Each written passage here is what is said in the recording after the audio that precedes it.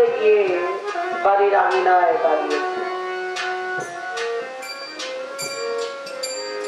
আর দাঁড়াবার সাথে সাথেই ভিতর থেকে একজন বলতেছে, তোমার জন্য বাজানো অপেক্ষা করতেছে, তুমি ভিতরে যাও। বলো কি? আর এই দিকে বলতেছে, একটা কাজ করো, টাঙ্গাইল থেকে যে কাফেলা আসছে তাদেরকে একটু ডাক দাও।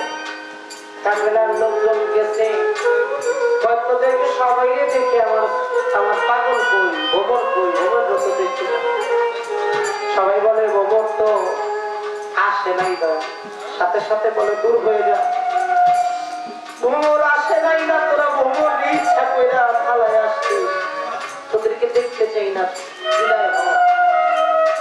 আর গোবর পাগলা কিছুক্ষণ পরে আসছে, এসে বলতেছে, বাজার দেখো, এই যে দেখো, তোমার কাছে আসতে গিয়ে আমার পাও দুটা পেয়ে শীতের দিন একটা কম্বল পায়ের মধ্যে ফেলে রাখছে। হঠাৎ করে গোবর পাগলা দেখে কম্বলের পাশ দিয়েই লাল রক্তের মতো দেখা যায়। বলতেছে, বাজার তোমার পায়ের কাছে রক্তের মতো দেখা যায়, কি এটা? একটু দেখি। সরাইয়া কম্বল দেখে কুলাচান্দের পাও দুইটা ভাইটা যেমন তাজা রক্ত বের হইতেছে। গোবর বলে, আমি কষ্ট করে টাঙ্গাইল থেকে আসলাম, পরকিয়া থেকে, আমি হাসছি যে আমার পাও দুইটা গেছে, তুমি কি করছো? তোমার পাও দুইটা পাইতে গেছে। গোবর রে, ভক্ত যখন নিদানে বলে দয়ালকে একবার হৃদয় দিয়ে বিশ্বাস করে দেয়, গুরু কি আর ঘরে বসে থাকতে পারে?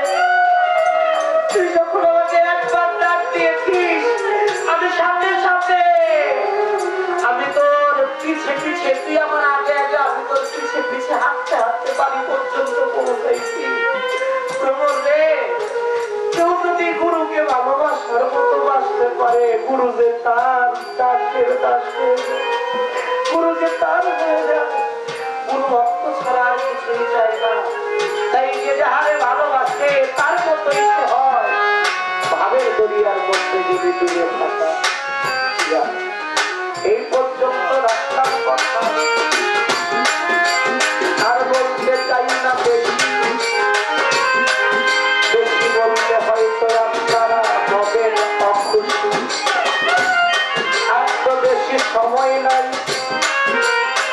একটু পরে মসজিদে পড়বে আজানের ধ্বনি।